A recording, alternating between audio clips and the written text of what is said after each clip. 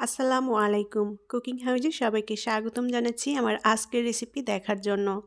আজ নিয়ে এসেছি খুবই সহজ এবং ঝটপট একটি সকাল অথবা বিকালের নাস্তার রেসিপি।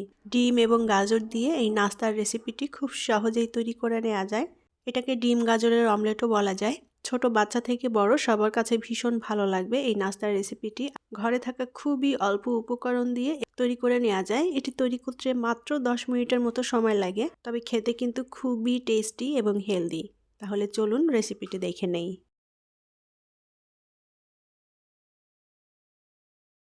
বাটিতে আমি 2টা ডিম ভেঙে নিয়েছি। ডিমের পরিমাণ কম বেশি করে নিতে পারেন যে যতটা তৈরি করবেন। এখন এর মধ্যে দিয়ে দেব গাজর কুচি। আমি এখানে ছোট সাইজের একটা গাজর গ্রেটার দিয়ে মিহি কুচি করে নিয়েছি। গাজরের পরিমাণটাও আপনাদের পছন্দ অনুযায়ী এখানে অ্যাড করতে পারেন। আর দিয়ে দেব বড় সাইজের একটা পেঁয়াজ কুচি। পেঁয়াজটা একটু মিহি কুচি করে নিয়েছি। কাঁচামরিচ কুচি দিয়ে দেব 4টা। মরিচের পরিমাণটা যার যার টেস্ট অনুযায়ী অ্যাড করে দিবেন। ধনিয়া পাতা কুচি দিয়ে দেব। আর এখানে আপনাদের পছন্দ মতো সবজি ব্যবহার করতে পারেন এই অমলেটটি তৈরি করতে। এখন দিয়ে দেব স্বাদ মতো লবণ। হাফ চা চামচ দিয়ে দেব জিরার গুঁড়া। খুবই সামান্য পরিমাণ দিয়ে দেব গোলমরিচের গুঁড়া। বেসন দিয়ে দেব 2 টেবিল চামচ পরিমাণ। বেসনটা এখানে না দিলেও হয়, তবে দিলে খেতে ভালো লাগবে। বেসনের পরিবর্তে এখানে ময়দা বা আটা যে কোনো একটা ব্যবহার করতে পারেন। এখন চামচের সাহায্যে খুব ভালোভাবে সব কিছু একত্রে মিশিয়ে নেব। আর এখানে কিন্তু উপকরণও একদমই কম দিলাম। খুবই অল্প উপকরণ দিয়ে এবং খুব সহজেই এই নাস্তাটি তৈরি করে নেওয়া যায়। মিশ্রণটা খুব ভালোভাবে মিশিয়ে নিতে হবে যেন বেসনটা ডিমের সাথে ভালোভাবে মিশে যায়। মিশ্রণটা ভালোভাবে মিশিয়ে নিয়েছি। এখন নাস্তাটা তৈরি করে নেব। চুলায় একটা প্যান বসিয়ে দিয়েছি। এখন এই প্যানে দিয়ে দেব সামান্য পরিমাণ তেল। এখানে রেগুলার রান্না তেল দিচ্ছি, চাইলে কিন্তু এটা বাটার দিয়েও তৈরি করে নেওয়া যায়। তেলের পরিমাণটা খুবই অল্প লাগবে এখানে। তেলটা একটু গরম করে নিয়ে এখন এর মধ্যে মিশ্রণটা দিয়ে দেব। সম্পূর্ণ মিশ্রণটাই দিয়ে দেব। চামচ দিয়ে এখন মিশ্রণটাকে গোল করে সেট করে নেব। আর চুলার আঁচটা একেবারে অল্প রাখতে হবে। অল্প আঁচে এখন এটাকে ভেজে নিতে হবে।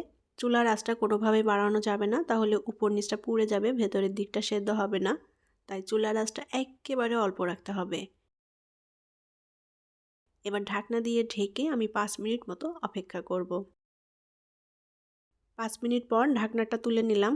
আর অমলেটটা বেশ অনেকটাই শক্ত হয়ে গিয়েছে। এখন এটাকে উল্টে দিতে হবে। সাবধানে উল্টাতে হবে যেন এটা ভেঙে না যায়।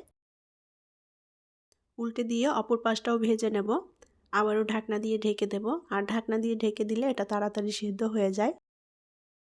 অপর পাশটাও আমি আরও 5 মিনিটের মতো ঢাকনা দিয়ে ঢেকে ভেজে নিয়েছি।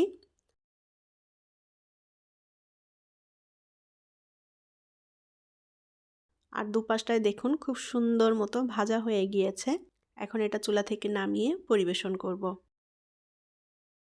অমলেটটা আমি একটা প্লেটে নিয়ে নিলাম। আর আপনারা দেখেই হয়তো বুঝতে পারছেন কতটা সুন্দর মতো ভাজা হয়েছে এই ডিম গাজরের অমলেটটি। এখন এটা পছন্দ মতো টুকরো করে কেটে আমি পরিবেশন করব। আপনাদের পছন্দ মতো করে কেটে নিতে পারেন। ডিম গাজরের এই অমলেটটি সকালের নাস্তা অথবা বিকালের নাস্তায় পরিবেশন করতে পারেন। আর এই অমলেটটি টমেটো সস দিয়ে খেতে কিন্তু খুবই ভালো লাগে। আর এই অমলেটটি কিন্তু গরম গরম খেতেই বেশি ভালো লাগবে। আশা করি আজকের সহজ এই রেসিপিটি আপনাদের কাছে ভালো লেগেছে। এটা তৈরি করতে খুবই কম সময় লাগে আর ঘরে থাকা অল্প উপকরণ দিয়ে ঝটপট করে তৈরি করে নিতে পারেন। পরবর্তী রেসিপি দেখার আমন্ত্রণ জানিয়ে আজকের মতো বিদায় নিচ্ছি। সবাই অনেক অনেক ভালো থাকবেন। আল্লাহ হাফেজ।